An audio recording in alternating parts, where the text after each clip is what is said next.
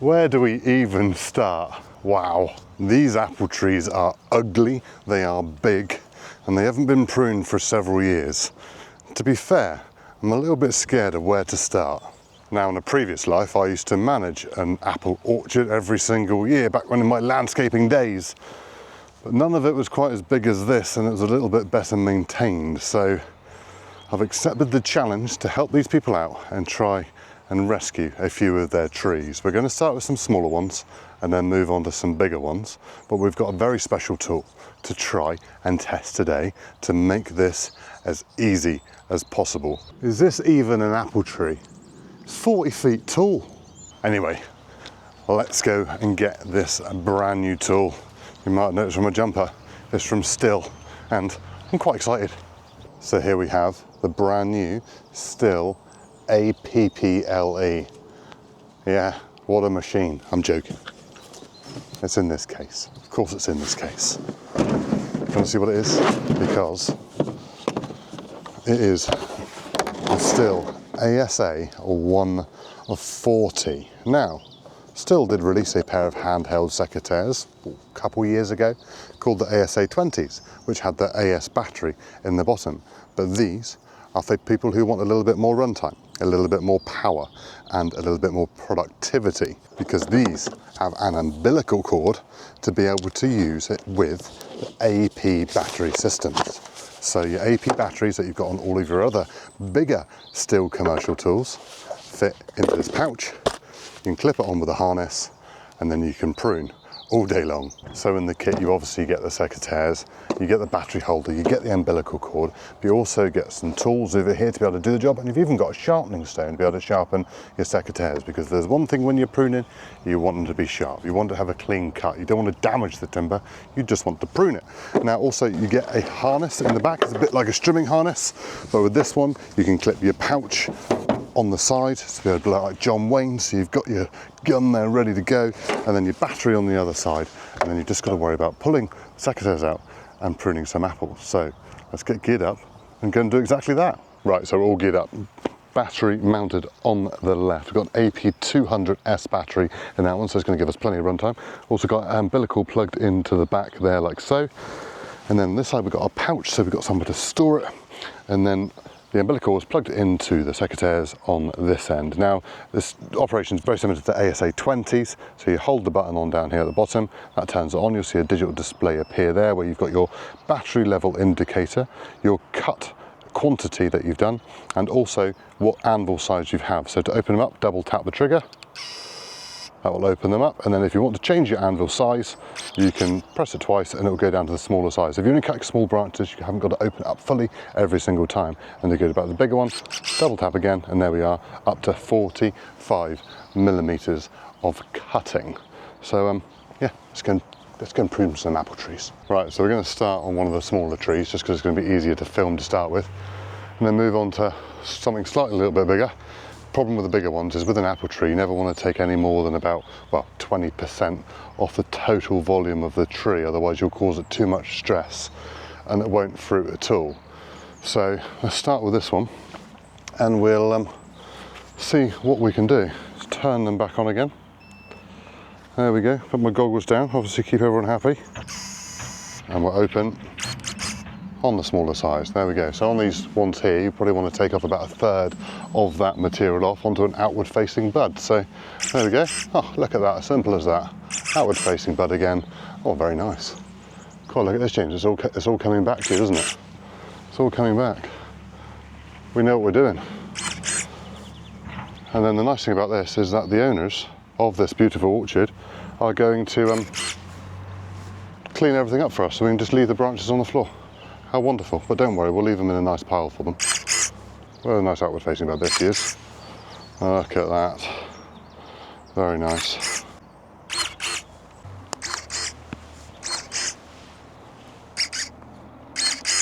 Now, I actually started my apple tree pruning journey when I was at school. I was very fortunate enough to go to a school where you didn't just learn about the boring stuff. I learned how to prune apple trees, and farming and gardening, horticulture. Went to a school called Brymore School, which is now called Brymore Academy. So these little bits in here are what we call your fruiting spurs in here. Always looks like a bit like a chicken's foot. Now you don't want any of them too close together, otherwise it just ends up to be too much fruit on one branch and you can end up with your branches snapping. And then with what we've got as of last year's growth, I'm cutting a third of that off. So we still want this tree to get a little bit bigger than it is already. But if you only wanted to keep the tree the size it is, you'd bring that back down a little bit shorter again, but only going back to the 20% rule of not taking too much off in one go. So yeah, that's where your fruit would be hung on that little bit there. Now, the crown of this tree is probably a little bit high for my liking. I'd say the crown of an apple tree would be nice, probably about 1 metre. Now to be fair, there's a little bit too much like what we call canker, which is a disease in apple trees, in here, so I'm going to be quite tempted to take that whole spur off there, and then hopefully on that outward facing bud I'll grow another one later on. So ideally I'd have taken this one out up here onto an outward facing bud, but because it's got this stress in there and possibly a little bit of canker forming, I've actually taken it back further to allow it to hopefully any disease to set into the tree. What you'd normally do on the inside of the crown is take out all of the ingrowing timbers rather than any shoots that are coming up, to allow as much air inside the tree as possible. Now we've got this little shoot sticking up here, so what I'll do is take that back, take it reasonably close to the tree so it'll heal off there nicely. You don't want anything there. Right, so I've got a real big long leader coming up through here, so it's about 1 inch thick, but ideally this is the branch you want to focus on, so I'm going to take this one right out. So there we go, nice big chunk, didn't even question it there. Look at that beast. Yeah, I think we're getting there on the ground now. So this tree here, unfortunately, doesn't look too bad on there, but there's rot all the way up through the tree in there. Look, you see that in there, look? And there's not too much holding it on. I think you'd call that dead. I want pruning from the bottom, not the top. I just moved on to one of the uglier trees. As you can see, this is growing all the way up the side here, which doesn't want to be growing all the way up through the tree, so that doesn't actually want to be in it. One little unknown fact about apple trees is you can't, if you have an apple and you take a seed out of an apple, you can't grow the same tree from that seed. The only way you can grow the same tree is if you were to take a branch off and graft it onto a rootstock. So possibly that there is actually either the graft or the original rootstock trying to grow up through, rather than it being the actual apple tree. There is a better example here somewhere, which I'll find and I can show you. Yeah, so let's tidy this one up a bit. There we go. Look at this, beautiful. Nice, without hitting the wire hopefully. All of these can come down. Cool. Another one out this side as well growing out, we don't want going up through the tree.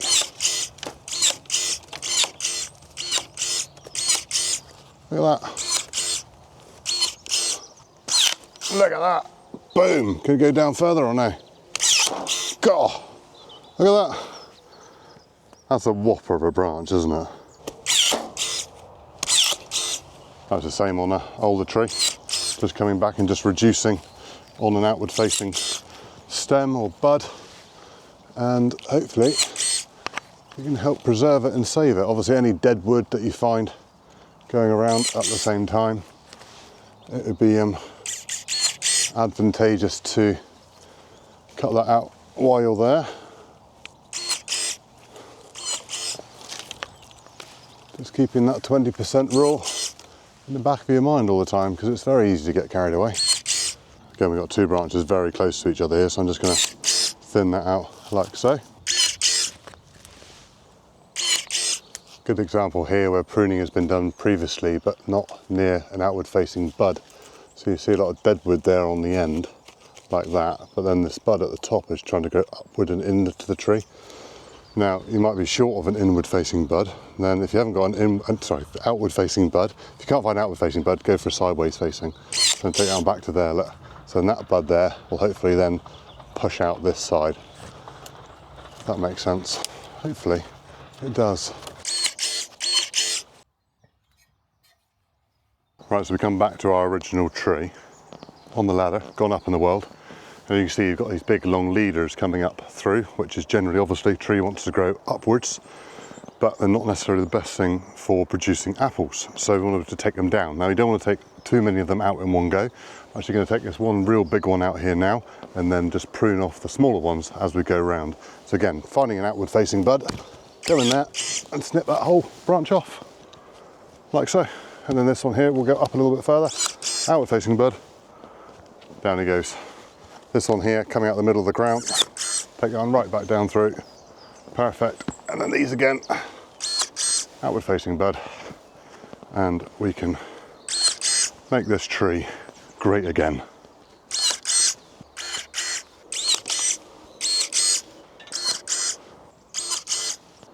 Right, that's that one tree done.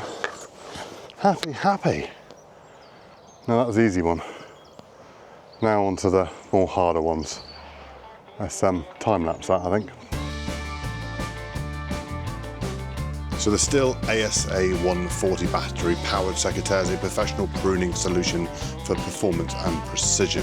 Part of the Stihl AP system, the ASA140 is powered by an interchangeable 36-volt lithium-ion battery, delivering clean, effortless cuts through branches up to 45mm in diameter. Its progressive cutting system means the blade follows your finger movement on the trigger, giving you total control for precise, accurate pruning. You can quickly switch between two blade opening widths, 25mm for the smaller material and 45mm for thicker branches, simply by double clicking the trigger. Lightweight, ergonomically balanced and fitted with a soft rubber grip, the ASA140 is designed for comfort during long working days. The integrated display shows battery charge level, selected blade mode, total cutting count, and even alerts you when maintenance is required. With an IPX4 splash-proof rating, it's built to perform in all weather conditions, and when paired with the recommended AP300S battery, you can achieve up to 9,000 cuts on a single charge, delivering reliable, all-day productivity.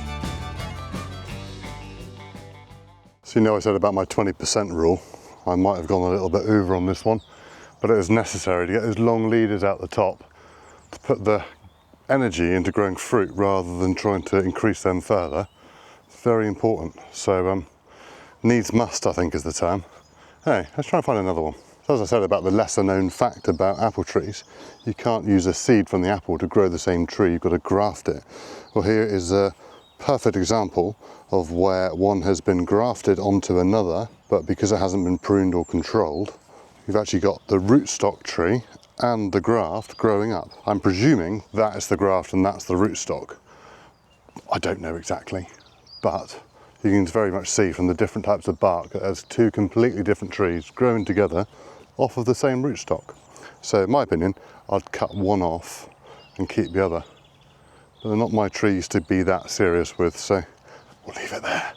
Whereas this tree here, although it's got a lot of lichen on it, isn't actually in need of a massive amount of pruning. It's actually a pretty good structure, pretty good shape. Yes, there's some stuff we need to do, but the reason it's got so much lichen on it would be because there isn't enough air and light getting into the inside of where should be the crown up here. So if we take off some of these smaller little branches inside, it'll encourage the air and light to get in there, allowing the tree to be able to become a little bit more healthy. So we'll tidy up some of the old pruning as well while we're here.